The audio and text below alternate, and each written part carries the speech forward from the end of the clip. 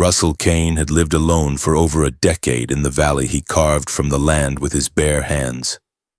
Everything around him, the wooden fences, the weathered barn, the stone chimney had been built board by board, rock by rock under his calloused palms. He was a man of few words, known in town as someone who didn't talk unless there was a reason to. But when he did speak, people listened. Russell believed in simple things work that left your back sore and your conscience clean, paying what was owed without needing a reminder, and minding your own business unless someone needed help. That was the code he lived by. So when a young woman named Lila came knocking on his door one autumn morning, asking for a job with desperation in her eyes and dust on her boots, he didn't ask where she came from or why she looked like she'd run 1,000 miles just to stand still. She needed work. He needed help. That was enough. For 3 months, Lila kept to herself, quiet and polite, moving through chores with the kind of precision that came from knowing the price of making a mistake. Russell appreciated her silence, the way she didn't fill the space with unnecessary talk, the way she seemed to understand the rhythm of ranch life without having to be told. But one morning, something shifted. He'd come in from tending the cattle, boots heavy with mud, and caught sight of her through the kitchen window. She was moving like each step brought pain, favoring her left leg, gripping the edge of the counter to stay upright. He stood there watching, heart tightening, the careful movements. The wince she tried to hide it reminded him of a colt with a bad leg trying to pretend it could still run. He entered the house quietly, the door creaking just enough to let her know he was there. Lila straightened, trying to act normal, stirring the pot of coffee on the stove like nothing was wrong. Her voice was chipper, falsely bright. "Morning, Mr. Kane. Coffee's just about ready." But Russell saw through it. Her hands trembled slightly as she reached for the cups, her shoulder tense and drawn. He took the cup she handed him and studied her closely. "You're hurt," he said softly. She didn't answer. Her shoulders went rigid. Then she turned, and for the first time, he saw the truth. A split lip, still raw, a faint bruise on her cheekbone, half hidden beneath her hair. And in her eyes, defeat, not fear, not shame, just the worn-out look of someone who didn't believe things could change. "I fell," she said quickly. "Clumsy me." Russell set his cup down and said quietly, "Show me the stairs." She froze. Her cabin, one he'd built himself just behind the barn, didn't have stairs. They both knew it. She said nothing more, just turned away and returned to wiping a perfectly clean counter with slow, controlled movements. That was when Russell made up his mind. Someone had hurt her, and he was going to find out who. That afternoon, he positioned himself near the barn, pretending to fix a harness while watching the road. As the sun dropped low behind the hills, a rider approached. Even from a distance, Russell recognized the slouched posture and cocky swagger of Deputy Carl Yates. The man rode like he owned the land beneath his horse, badge catching the evening light. Yates dismounted and knocked on Lila's door, not politely, but with authority, like someone who didn't expect to be turned away. The door opened quickly, and he stepped inside without invitation. Russell's fists clenched. Every instinct told him to go over there and throw the man off his property. But he waited. He needed to understand the truth before he acted. When Yates finally emerged 20 minutes later, adjusting his belt with the smugness of a man who believed he could do anything without consequence, Russell saw Lila in the doorway behind him, her posture stiff, her eyes downcast. The deputy rode off, whistling, leaving behind the echo of something ugly. Russell watched Lila limp back inside and close the door. He stood in the shadows, piecing it together, a bully in a badge, a woman with no one to protect her, and now he knew what he had to do. The next morning, he found her in the kitchen again, moving slower, more carefully, new bruises on her neck. He sat down and said gently, "Lila, I need you to tell me the truth. Has Deputy Yates been coming around here?" Her hands trembled as she poured the coffee. She tried to deny it at first. But the dam finally broke. She told him everything, how Yates had noticed her in town, cornered her behind the store, how his threats escalated each time she tried to resist, how he made it clear she belonged to him now, that no one would believe her word over his, that he'd made people disappear before. Russell's heart burned cold with fury. He promised her Yates wouldn't lay a hand on her again. She begged him not to get involved, said the law wouldn't protect him either, but he had already made his choice. He saddled his horse and rode into town. He found Yates outside the saloon, boasting loudly. Russell walked right up and said, "I'm here about Lila." The town grew quiet. Yates tried to deny it, but Russell held up a torn strip of fabric he'd picked up by Lila's cabin that morning, the same fabric that matched Yates's shirt. The deputy's eyes flicked to it, and that was all the truth anyone needed. Yates went for his gun, but Russell was faster. They struggled. Yates ended up disarmed and pinned against the wall. The townsfolk, emboldened by what they saw, began to speak out. Stories poured out others Yates had hurt, stolen from, threatened. The sheriff arrived just in time to hear it all. He looked at the evidence, at the bruises, at the people now brave enough to speak, and he arrested Deputy Yates on the spot. When Russell returned to the ranch that evening, Lila was waiting on the porch. He told her it was over. She collapsed onto the step, sobbing not in fear but in relief. He sat beside her as the sun dropped below the hills. They didn't speak. They didn't need to. For the first time in months, she was safe.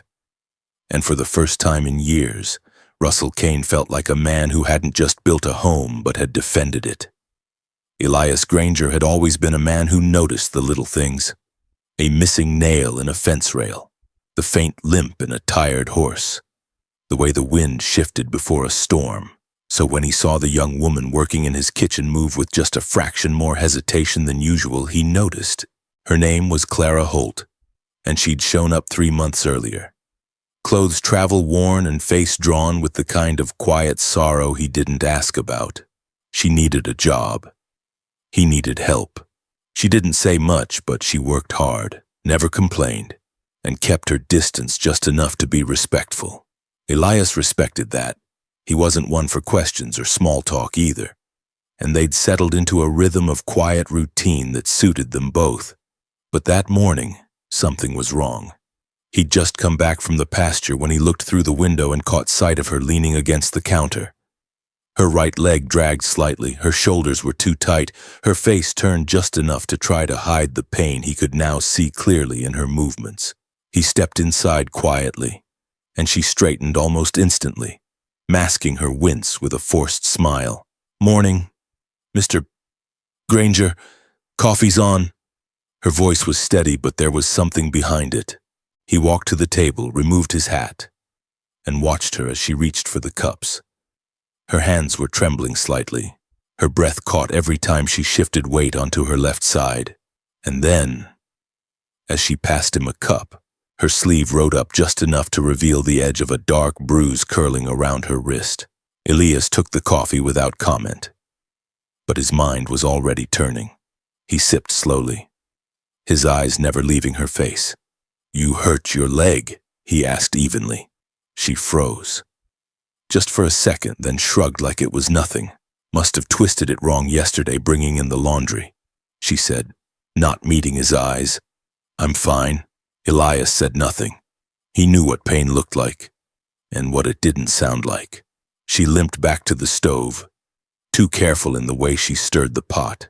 She moved like someone who didn't want to make a sound, and when she reached for the towel on the counter, he saw her flinch at the stretch. Something in his chest tightened.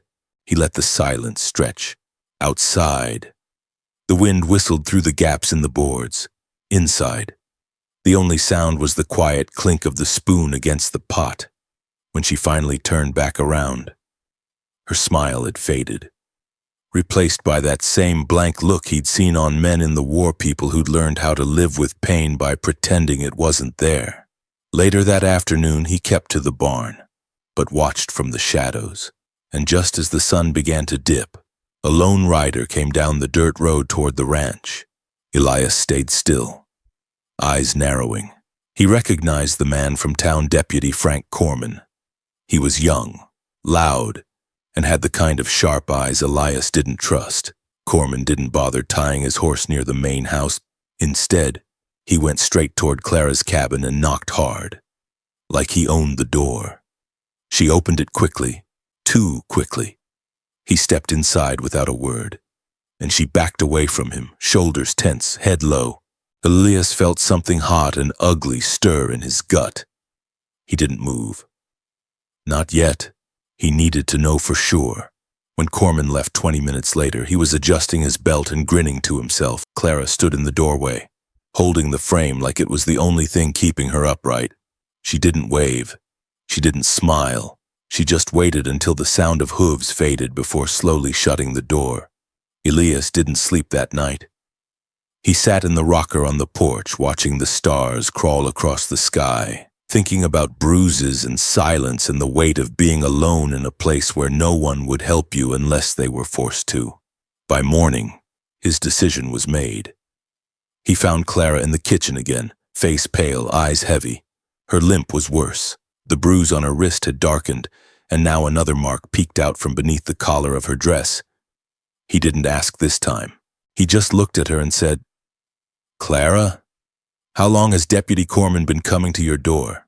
The coffee cup she held trembled, spilling a little across the table. She said nothing for a long time.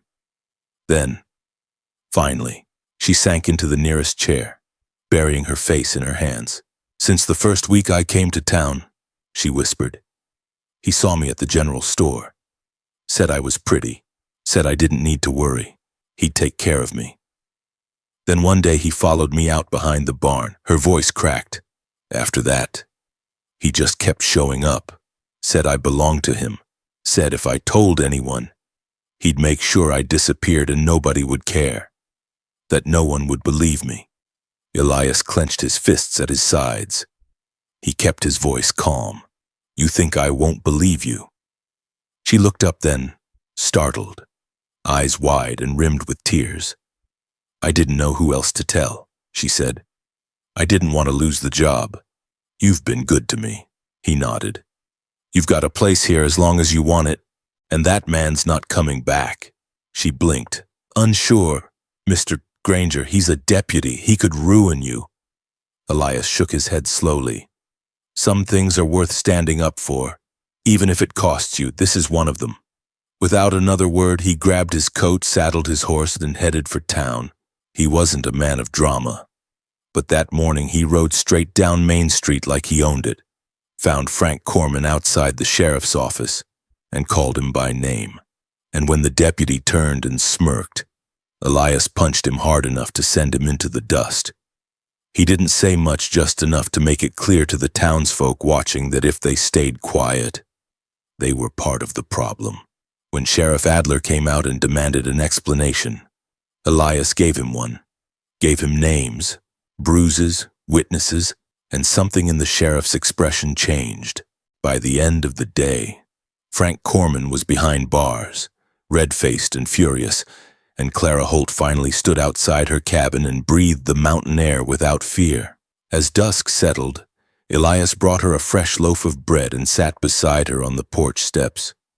Neither of them spoke much, but for the first time in weeks, Clara smiled, not the guarded kind, but something real. And Elias knew in his bones that he'd done the right thing. Gideon Tate had never been the kind of man to pry.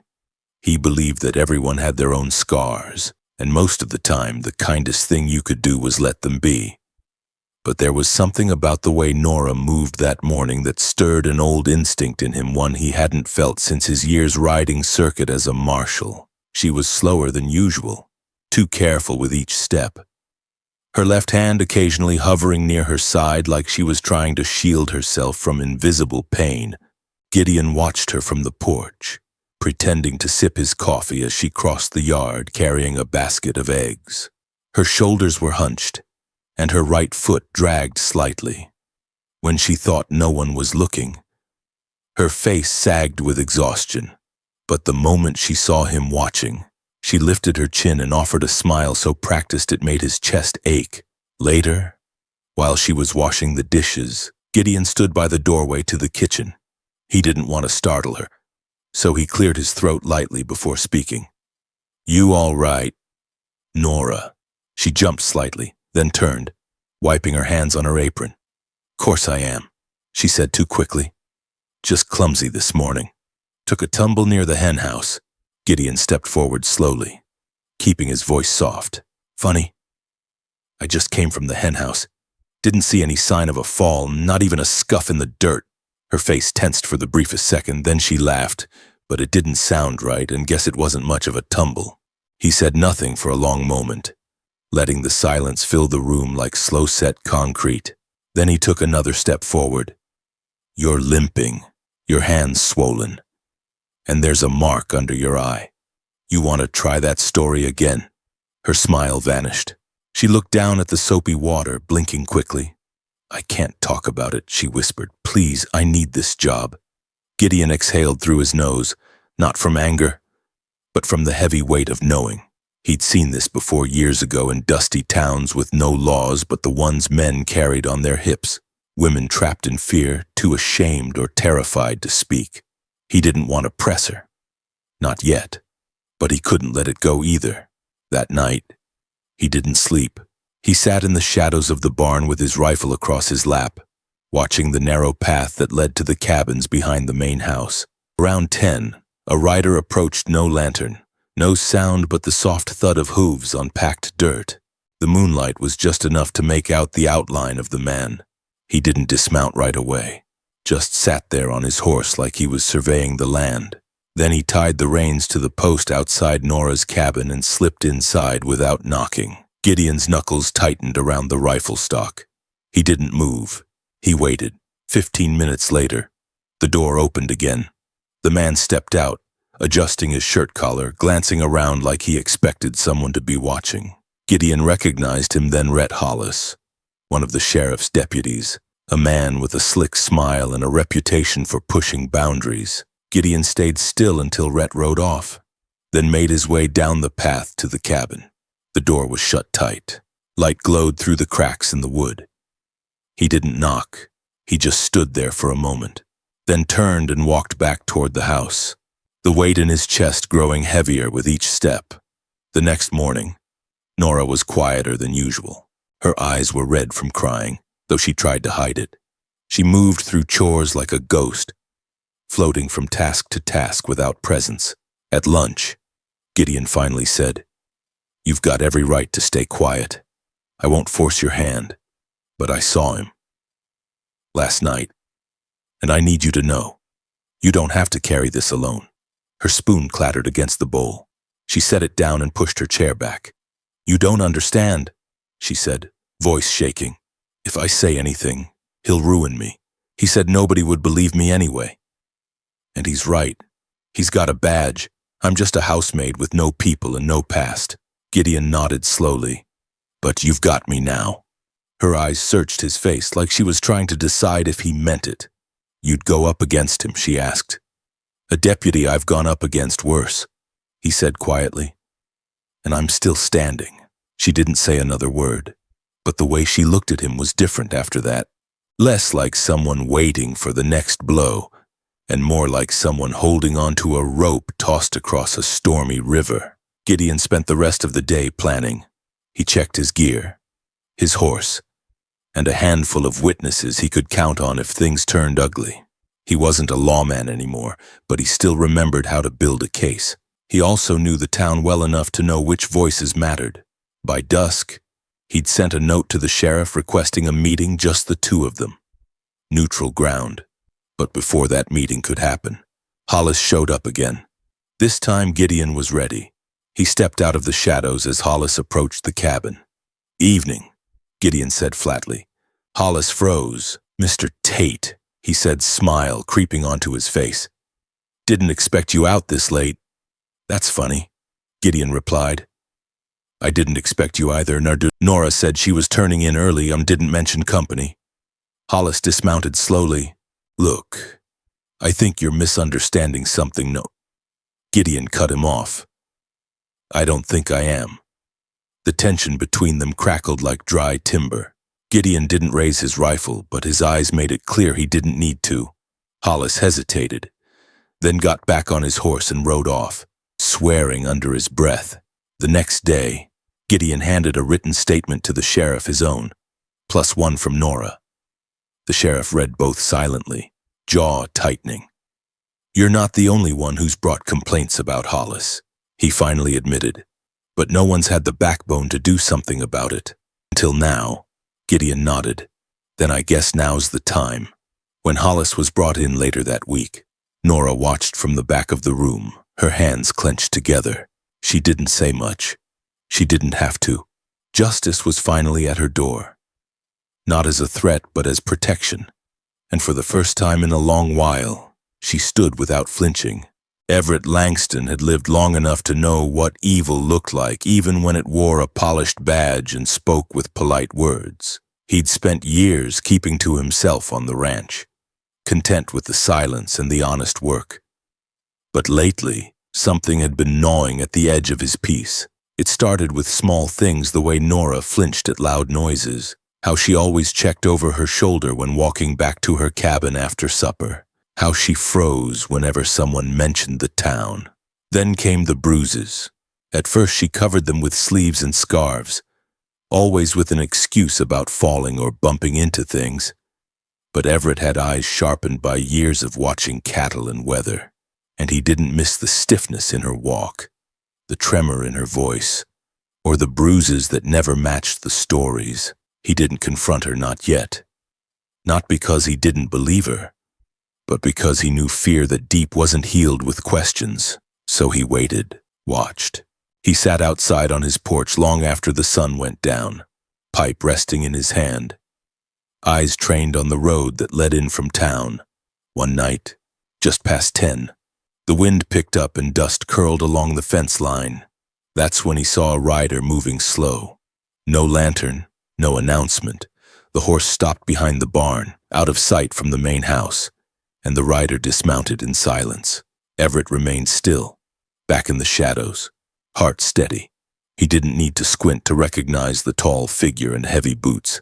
Deputy Roy Haskins, a man who swaggered more than he walked, with eyes that always lingered too long and a voice slicker than oil. Everett had seen the way Roy looked at women, like they were owed to him, like they were less than, and he never liked it. The man carried his badge like a weapon, not a responsibility. The fact that he was on Everett's land at this hour without a word told him everything he needed to know. Roy didn't bother knocking on Nora's cabin door. He opened it like he had the right. The light inside flickered, shadows moving across the curtains. Everett gripped the arms of his chair. He could have marched over, thrown the man out, made a scene. But something told him this needed more than fury. It needed proof. When Roy finally left 30 minutes later, shirt askew and face smug, he didn't notice Everett watching. He mounted his horse and disappeared into the night, whistling a tune that made Everett's blood boil. The next morning, Nora moved like someone trying not to fall apart. She barely touched her breakfast, her eyes red and swollen. Everett poured his coffee, then sat across from her. He didn't ask anything, just waited. She tried to smile, tried to act like things were normal, but the effort only made her look more tired. "He came again," she said softly, eyes fixed on her plate. Everett didn't ask who. He didn't need to. He said if I told anyone, he'd say I was lying, that he'd take me in for theft, claim I'd stolen from the store in town, said folks would believe him over me. She rubbed her wrists, and Everett saw the marks fresh and raw. He said I belonged to him, that no one would care if I disappeared. Everett's hands clenched slowly on the table. He took a deep breath, fighting the urge to storm into town and drag Roy out by the collar.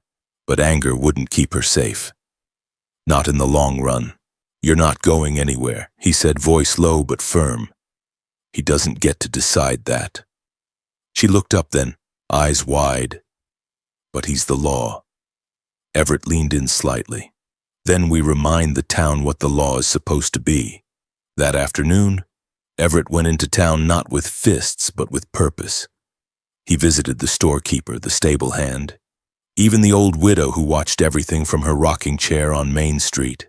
He asked questions, listened, and what he heard chilled him. Roy had been preying on women for years, waitresses, widows, traveling girl, most left town. A few tried to speak, but nothing stuck. The sheriff had always claimed there wasn't enough evidence. Or worse, looked the other way. By the time Everett returned to the ranch, he had a list of names and stories. That night, he stationed himself near Nora's cabin. When Roy came riding in again, Everett was waiting.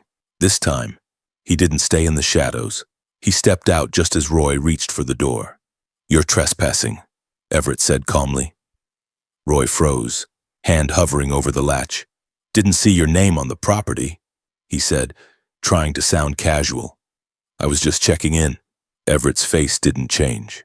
"She doesn't need checking on. You're not welcome here." Roy stepped closer, eyes narrowing.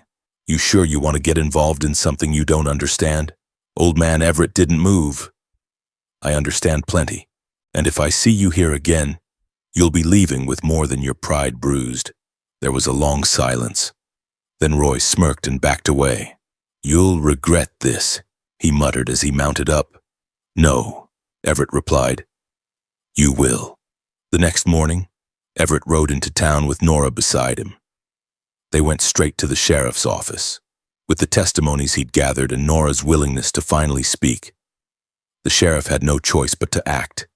Maybe he'd grown tired of covering for Roy, or maybe the weight of truth finally tipped the scale. Either way, Deputy Roy Haskins was suspended and called in for questioning. The paper ran a quiet headline 2 days later, but the town knew. And more importantly, the women knew. Back at the ranch, Nora stood on the porch, arms crossed, face calm for the first time in weeks. Everett joined her, silent. She looked out across the pasture, then glanced at him. "Thank you," she said. He nodded once. "You deserve better than fear." And in that quiet, as the wind swept across the fields, they both knew the worst had passed and it wouldn't be coming back. The morning air was thick with silence as Marshal Keaton poured himself a cup of coffee and sat at the weathered oak table in his kitchen. Outside, the sky was a dull gray, and the ranch was still except for the faint rustling of dry leaves. He watched the steam rise from his cup, but his mind wasn't on the coffee. It was on Clara. She hadn't come to breakfast yet, which wasn't like her.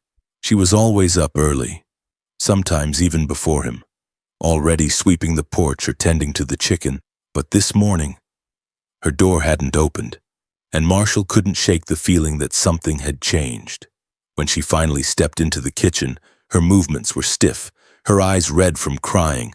Her hair, usually pinned back neatly, hung loose and tangled around her shoulders.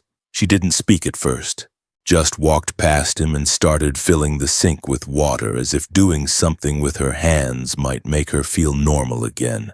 Marshall studied her quietly.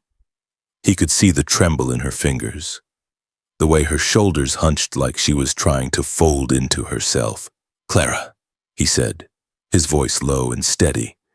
She froze for a second, then slowly turned to face him. "I need to ask you something. I saw Deputy Harlan ride off from your cabin last night. You didn't invite him, did you?" Her eyes widened, and for a moment, he thought she might lie. But then she looked down at the floor, and whatever she'd been holding inside cracked. Her lip trembled, and she dropped the dishcloth into the sink, her hands covering her face. "I didn't want him here," she whispered. "I never did." Marshall stood, slowly walked around the table and stood beside her. He didn't touch her, just waited, giving her the space to speak if she chose to. She leaned back against the counter and let out a shaky breath.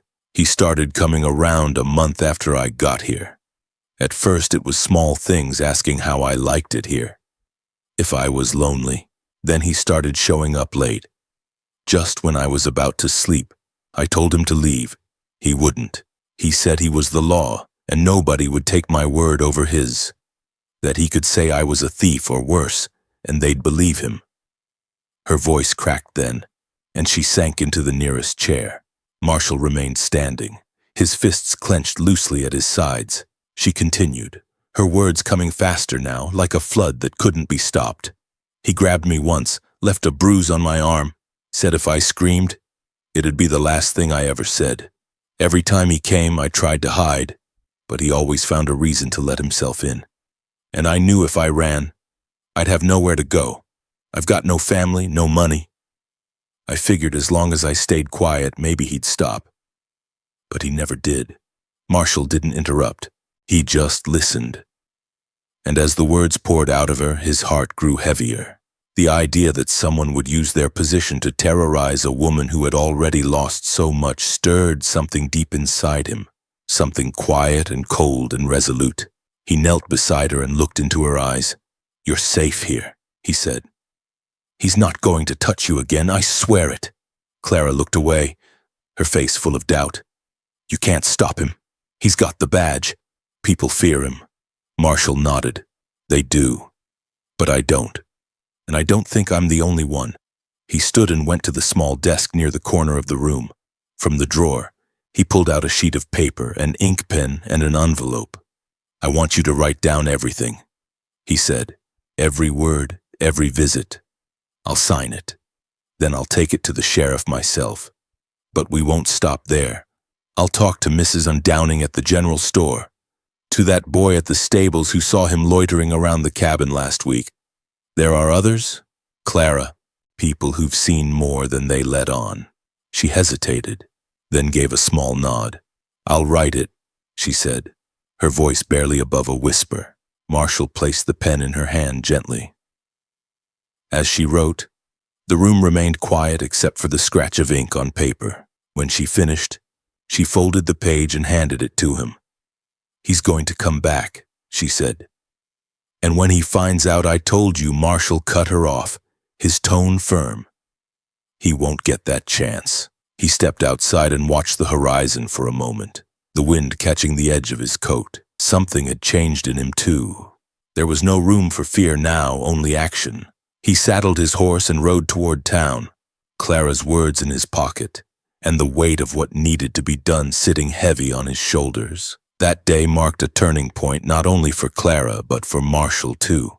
He had always kept to himself, kept the peace by staying out of other people's messes, but now the line had been crossed, and there was no going back. He was ready to fight not with fists or rage, but with the kind of quiet, steady resolve that only men like him carried. Back at the ranch that evening, Clara sat on the porch wrapped in a blanket, the wind soft against her cheeks. She didn't know what would come next, but for the first time in years, she felt something new taking root inside her. Not safety, not yet, but something like it. Maybe even hope. The wind carried dust across the porch as Marshall Keaton sat in silence, staring out over the empty corral. The sky was dull and heavy, the kind that made your thoughts feel louder than they should. Inside, Clara moved about quietly, her steps careful, her presence light. Ever since she had told him the truth about Deputy Harlan, the fear, the threats, the bruises she tried so hard to hide, Marshall had felt something in him shift. He'd always been a man who handled things with quiet patience. But there were moments in a man's life where patience wasn't the answer, moments where silence became complicity. He sat there a while longer, gripping the frayed edge of his worn-out hat, then finally stood. The decision had already been made deep in his bones. All that remained now was to act on it. He walked inside and found Clara sitting at the kitchen table, hands wrapped around a chipped mug of tea she hadn't touched. "I'm going to town," he said. "I need to see someone." She looked up quickly, her face pale. "Don't go for him, please. You don't know what he's capable of." He held her gaze, steady and calm. "And he doesn't know what I'm capable of either." Marshall took the scrap of torn fabric she'd handed him the night before. It was small, no more than a couple of inches long, but unmistakable red and black checked cotton, matching the shirt Harlan had worn during one of his late-night visits. Clara had found it caught in the edge of her window when he tried to force his way inside. She'd hidden it, too scared to do anything with it until now. Marshall folded the cloth and tucked it inside his coat pocket, then saddled his horse without another word. The ride into town felt longer than usual. Each hoofbeat echoed like a drum in his chest. The streets were quiet when he arrived, the kind of quiet that hinted at secrets buried under years of silence. He passed the blacksmith shop, the general store, the church where he used to sit in the back row before his wife passed. He stopped in front of the sheriff's office and dismounted slowly, dust rising beneath his boots as he stepped onto the boardwalk. Sheriff Lyle Barrett looked up from his desk as Marshall walked in. The room was dim and smelled faintly of tobacco and oiled leather. "Morning, Keaton," the sheriff said, lifting a brow. "Don't see you around here much." Marshall nodded once. "I'm not here on a social visit." He stepped forward, removed the folded cloth from his coat and placed it on the desk. "This belonged to Deputy Harlan." The sheriff frowned and picked it up, turning it in his fingers. "Looks like it could be... What's this about?" Marshall straightened his spine. "It's about a woman on my ranch, Clara. He's been harassing her, threatening her, breaking into her cabin at night. That fabric came off his shirt the last time he tried to force his way inside." Sheriff Barrett's face grew tense. "You got a witness? Clara gave me a full account." Marshall replied. "Wrote it down herself. I've spoken to others in town, too. Storekeepers seen him hanging around. Couple of stable boys heard yelling from her cabin before." He leaned in, voice low but unwavering. "I know this town's used to turning its head when it comes to Harlan, but I'm not." Before the sheriff could respond, the door creaked open behind them. Deputy Harlan stepped inside, casual and cocky, badge gleaming on his chest. He stopped short when he saw Marshall. "Well, this is a surprise," he drawled. "Didn't expect the old man to come all the way down here just to cry about some housemaid." Marshall didn't move.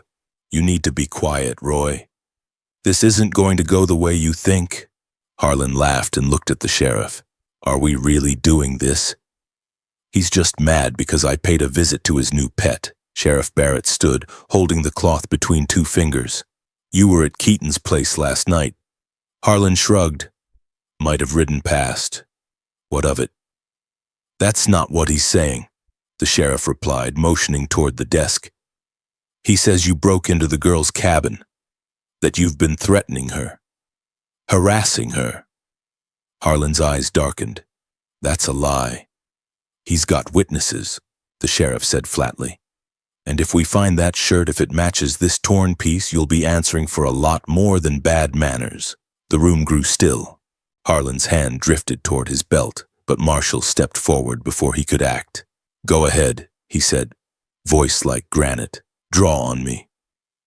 But you better be sure, because I'm not going to miss." Harlan hesitated, chest heaving, then finally stepped back, his jaw clenched. "You're making a mistake," he spat. "No," Marshall said quietly. "I'm fixing one." The sheriff looked between them, then gave a slow nod. "Roy, I'm going to have to ask you to hand over your badge for now. We're opening an investigation." Harlan slammed his hat on the desk, then stormed out, muttering curses under his breath. The door slammed behind him, and silence returned to the room. Marshall turned to go, but paused at the door. "If you drag your feet on this, I'll take it to the circuit judge myself," he said to the sheriff. "I won't let it get buried." "I understand," Barrett replied, his voice tired. "And for what it's worth, I'm glad someone finally stood up." Marshall rode back to the ranch slower than before. The wind had picked up, scattering leaves across the path. When he reached the house, Clara was waiting on the porch, her arms wrapped tightly around herself. He dismounted and walked up the steps. She searched his face for an answer, and when he gave a single, quiet nod, her breath hitched. For the first time, the weight on her shoulders eased just a little. Marshall sat beside her, neither speaking. But in that long silence, something shifted, not just for Clara, but for him. And from that day on, the town knew some men wore a badge to take power. Others stood up to remind folks what that badge was meant to protect. The day after Marshall Keaton confronted Deputy Roy Harlan, the town of Dry Hollow woke to a kind of quiet that felt different. Not the usual calm before morning chores or the stillness of a dusty Sunday afternoon, but the heavy kind, the kind that meant folks were waiting to see what would happen next. Word had already started to spread. It traveled in whispers across the boardwalk, between bales of hay, and over steaming cups of coffee at the diner. Marshall had walked into the sheriff's office, calm as a preacher, and called the deputy out, not in the dark, not behind closed doors, but right in front of the badge, with evidence in hand and fire in his voice. At first, people kept their distance. No one wanted to be the next target. Everyone in town knew Harlan wasn't just a bully, he was a predator. And predators with power were dangerous in a way few dared challenge. But when Marshall returned to his ranch that evening, something began to change. It started with Mr. Keller, the elderly man who ran the feed store. He showed up at the sheriff's office with a folded paper in his hand, shaking but determined. 3 years ago, that deputy shook me down for a bribe. He said if I didn't pay him, he'd accuse me of selling spoiled grain to the army. Then came Elsie McConnell, the young widow who lived alone with her 2 children on the edge of town. She came forward quietly, trembling as she told the sheriff about the night Roy came to her house uninvited, too drunk to stand straight, demanding company she didn't offer. She'd never said a word until now, afraid no one would believe her. But now that someone else had stood up, she found the courage to tell her truth. By midday, a line had formed outside the sheriff's office. Some came with stories of intimidation, others with tales of stolen goods or rough treatment during routine questioning. A few came just to say, "I saw it happen. I didn't speak then, but I will now." The sheriff sat behind his desk, listening, his expression growing more grave with each account. There was no stopping the tide now. The silence that had protected Roy Harlan for years had cracked, and the town was pouring through it like floodwater. Marshall stayed on the ranch that day, mending fence posts and tending to the cattle as if it were any other Tuesday. But he felt the shift, even out there in the open. Around noon, young Tom Copley from the livery came riding out to the ranch with a letter in hand. "Sheriff sent this," the boy said. Eyes wide, says thank you. Says he's never seen folks so riled up and ready to talk. Marshall nodded, took the letter, and tucked it into his coat. He didn't need thanks. He needed justice. But it was good to know the winds had finally changed. Later that evening, Clara came out to the porch and sat beside him. The sunset spilled gold and rose across the pasture. And for the first time in a long while, her face didn't carry the same weight it once had. "They're speaking out," she said softly. "Because of you." Marshall shook his head slowly. "They're speaking because they were ready. They just needed someone to go first." She smiled faintly, brushing a lock of hair behind her ear. "Still," she said, "you did something most wouldn't. You didn't just protect me, Sona, you showed them what standing up looks like." Marshall didn't answer right away. He watched the horses grazing near the fence line, the gentle sway of grass in the breeze. "I've spent a lot of years thinking a man's duty ended at his own gate," he said at last. "But sometimes, you've got to step past that gate, especially when the ones getting hurt can't fight back alone."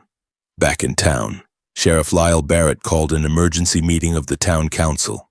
He laid out the testimonies, the evidence, and the torn cloth that Marshall had delivered. The council listened, shocked at how long this had gone on right under their noses. They voted unanimously to suspend Deputy Harlan and send word to the circuit judge. A formal investigation would follow, but Harlan's days of hiding behind a badge were over. When the sheriff told Roy about the decision, the deputy erupted, cursing everyone who dared accuse him. But there was no crowd backing him now, no power in his threats. The town had risen, and he stood alone.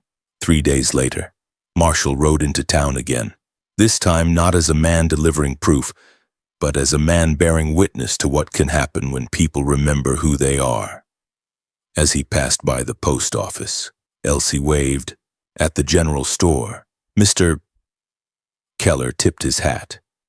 Even the preacher nodded as he swept the steps of the chapel. Marshall didn't say much, he never had to, but the look in their eyes told him they understood what he'd done. That night, The town was quieter than usual. But it wasn't the silence of fear anymore. It was the stillness of something healing, something changing. Clara stood out on the porch again, arms crossed loosely as she looked toward the horizon. When Marshall joined her, she said, "You think he'll be gone for good?" Marshall considered the question, then replied, "Men like him come around again one way or another. But next time, this town will know what to do." She nodded slowly, and together they watched the stars blink into the night.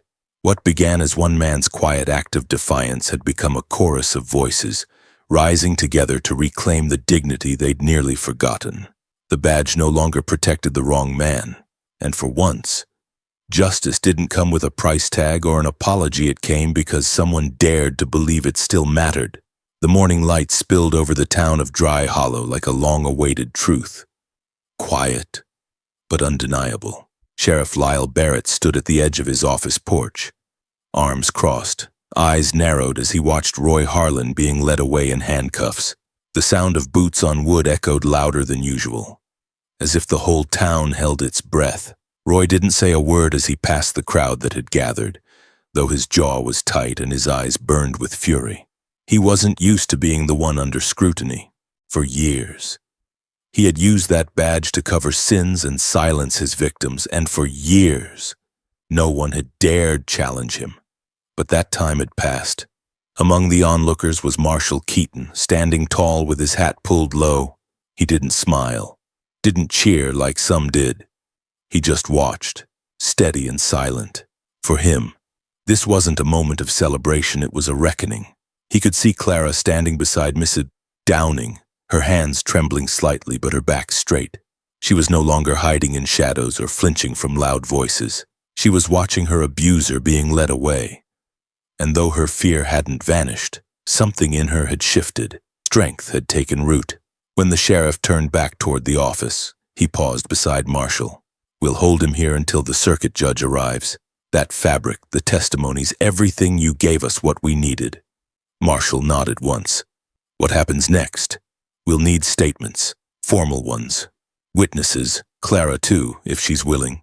Marshall looked toward the general store, where Clara had just disappeared inside. "She'll do it," he said quietly.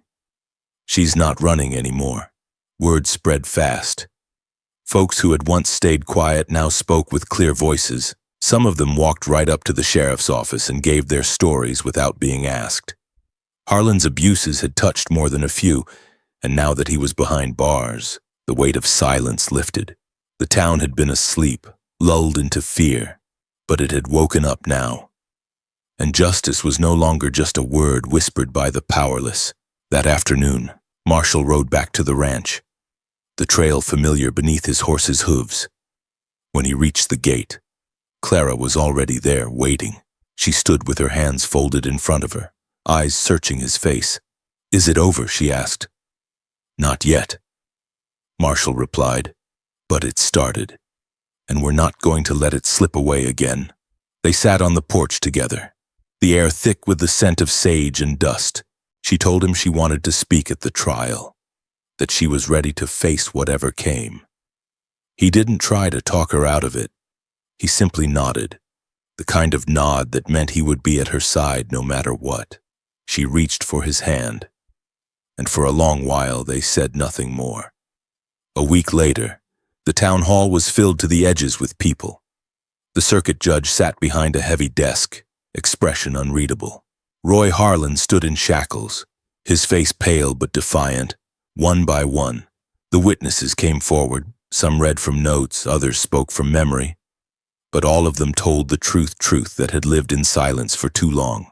Clara was the last to speak. She walked slowly to the front, her dress plain, her voice quiet at first.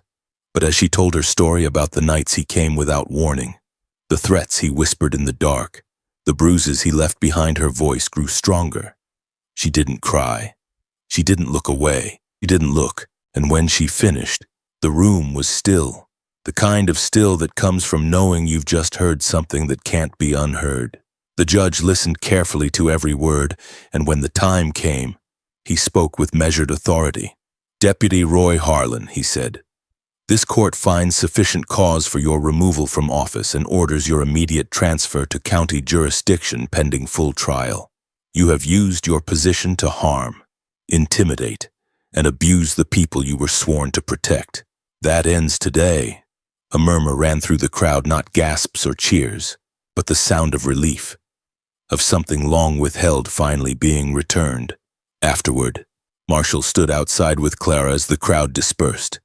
Some stopped to shake his hand, others to thank her, and though she still looked tired, there was a light in her eyes that hadn't been there before. "It's strange," she said.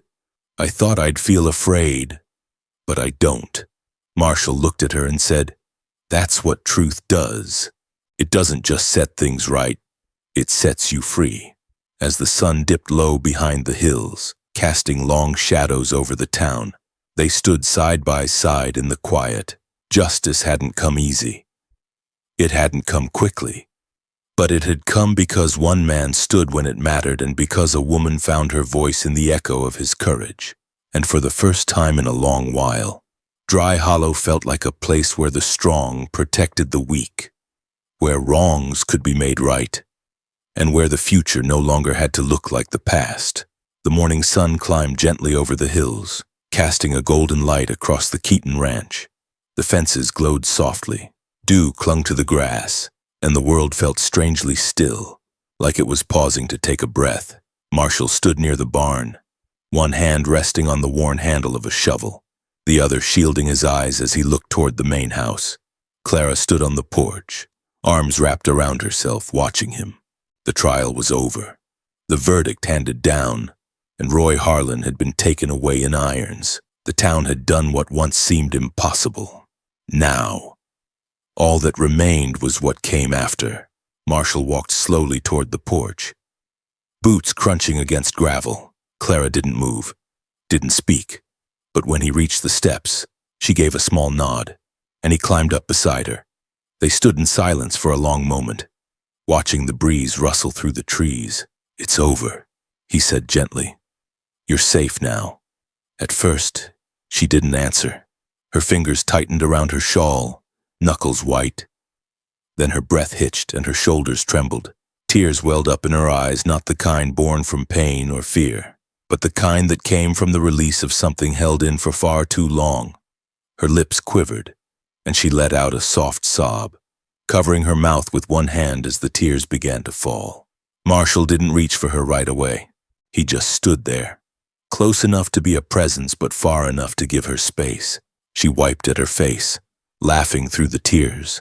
"I didn't think I'd ever feel like this again," she whispered. "Free. Like I could breathe without looking over my shoulder." "You've earned it," he said. "Every bit of peace that comes your way, you've earned it." Clara turned to him slowly, her eyes still wet but her gaze steady. "I don't know what happens now. I never thought about anything past surviving." Marshall looked out across the pasture, where a few horses wandered lazily through the field.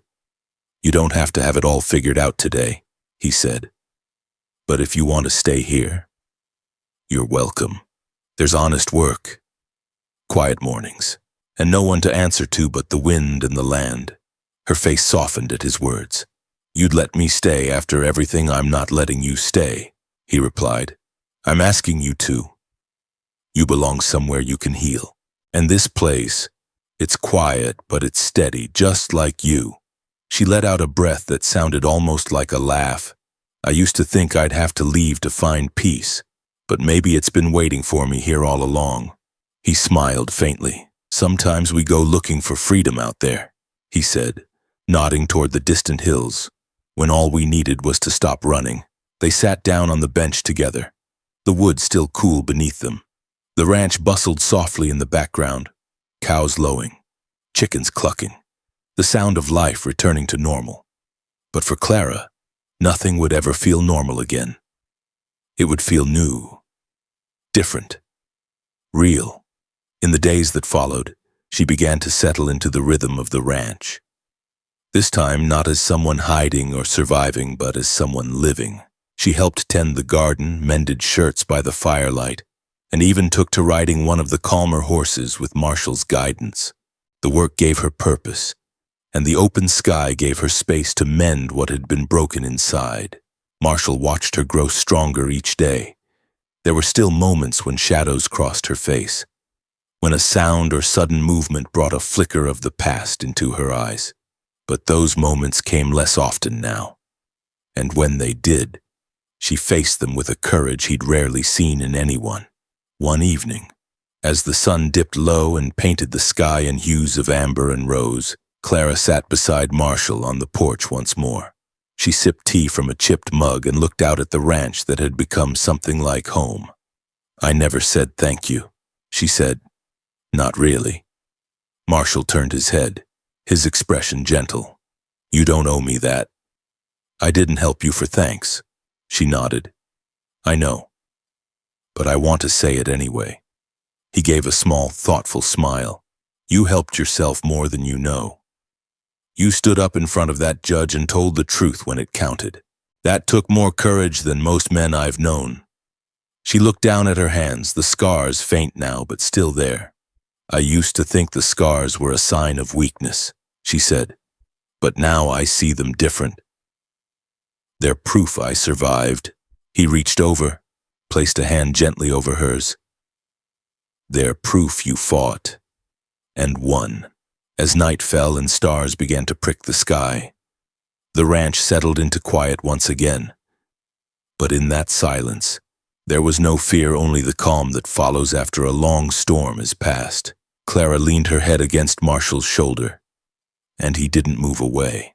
They sat that way until the night grew deep, two souls bound not by words or promises but by what they had endured and overcome together.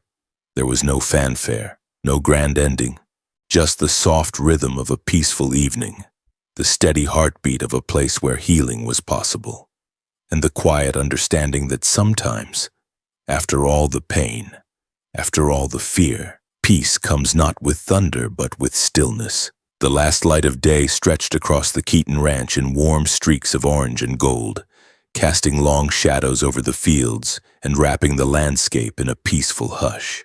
Marshall stood by the fence, arms resting on the top rail, watching the horses graze as the breeze rustled the grass. The same wind tugged gently at his shirt and whispered through the trees beyond the pasture. The dust of the past few weeks was still settling, but tonight felt different, lighter. Still, he glanced toward the house where Clara sat on the porch, her figure outlined by the glow of the lantern she had just lit. She was rocking slowly, one hand resting in her lap, the other holding a book she hadn't opened in the last half hour. Her gaze wasn't on the pages but on the horizon where the sun had dipped beneath the hills. Marshall walked slowly toward her, boots crunching on the gravel path, hat in hand. When he reached the steps, she looked up and smiled, a quiet thing filled with something that might have been peace. He returned the smile and sat down beside her. For a long time, they didn't say anything. They didn't need to. Words had carried them through the storm, but now it was the silence that soothed, the kind of silence that comes only when wounds begin to close. "I used to hate the quiet," Clara said finally, her voice soft as the twilight. "When I first got here, it felt like the stillness made everything worse. It left too much space for the memories." Marshall nodded slowly, understanding. But now he asked. She thought for a moment, then looked at him. "Now it feels like breathing again, like the world finally stopped holding its breath." He looked out at the pasture again. "It takes time, but this place, well, it's got a way of helping people mend. It's slow and stubborn, just like me." She laughed quietly, the sound genuine and free of the tightness that used to hide behind it. "I think I'm starting to like slow and stubborn," she said. "It means things last." A coolness crept into the air as night settled in, but neither of them moved to go inside. The porch light flickered gently, casting a halo around them as if trying to protect this fragile new peace they had found. Marshall reached into his coat pocket and pulled out a small tin of matches. He struck one, lit the lantern hanging from the beam above, and leaned back in his chair. Clara watched the flame dance behind the glass. "I've been thinking about staying," she said after a long pause. "Not just for now, but for good. Marshall turned to her, his eyes calm. "This place is yours as much as it's mine," he said. "You've earned your space here." She looked away, blinking. "I don't know if I'll ever stop looking over my shoulder completely, but when I'm here, when I'm working or just sitting like this, I feel safe. I feel like I belong." Marshall tilted his head slightly, voice steady. "That's all any of us want, Mike. A place where we're not running, not hiding, just living." Clara nodded, her throat tight with emotion. "And maybe one day," she said, "this place won't just be where I healed. Maybe it can be where I start something new." The idea hung in the air between them, simple but powerful. A new beginning. Not a second chance forced by desperation or necessity, but one chosen freely, embraced fully. The past would never vanish. The scars wouldn't fade completely, but they didn't have to. They were part of the story, not the end of it. They sat in companionable silence as the stars began to pierce the sky. One by one, the hum of crickets filled the air, joined by the distant low of cattle and the creak of the porch boards beneath their feet. Marshall reached for the pot of coffee resting on the nearby table and poured them each a cup. It wasn't fancy, but it was warm and comforting, and that was more than enough. Clara took her cup, wrapping her hands around it. "Do you ever miss the noise?" she asked. "The world beyond the hills?" Marshall chuckled. "Now and then," he said, "but out there, things move too fast. People forget how to listen. Out here, things speak if you're willing to hear." She sipped her coffee, savoring it like she was tasting something more than just a drink. She was tasting freedom, maybe even the first notes of joy. Not the kind that bursts suddenly and fades, but the slow-burning kind that grows stronger with time. When the moon rose high above the trees and the lantern began to sputter, Clara leaned back in her chair and let out a breath she didn't even realize she'd been holding. "I think I'll plant a garden," she said suddenly. "Out by the east fence. Something simple. Maybe herbs. Maybe flowers." Marshall smiled. That'd be a fine sight. The land could use a little color. They sat there until the porch grew dark and the night folded around them like a blanket. The pain they had endured no longer felt like the center of the story. It had happened. It had changed them. But now, in this stillness, they were something more than what they had survived. A new day would come, and with it, new work to be done. But for now, they rested in the kind of peace that only comes when the worst has passed and the promise of something better lingers just beyond the horizon. The Keaton Ranch stood quiet, not because it was empty, but because it was whole. And in that quiet, two people who had once been broken were beginning again. Not alone, not afraid, but together. With hope. This story reminds us that true strength often lies in quiet acts of courage. Marshall's choice to stand up for Clara, even when it meant confronting danger and breaking the town's silence, shows that doing what's right doesn't require loud words or grand gestures, it requires conviction. For older adults who've lived through decades of change, loss, and perseverance, this message rings especially true. Many have known the weight of silence and the value of being heard. The tale reminds us that it's never too late to protect others, to speak truth, and to offer a safe place for someone in need. Healing doesn't always happen quickly. It comes in moments of kindness, in places of safety, and through relationships built on respect. Whether we're the ones offering help or the ones receiving it, we all have a role to play in creating a world where dignity and justice matter. And sometimes, the greatest gift we can give another person is simply the space to begin again with hope, peace, and the promise of a new day.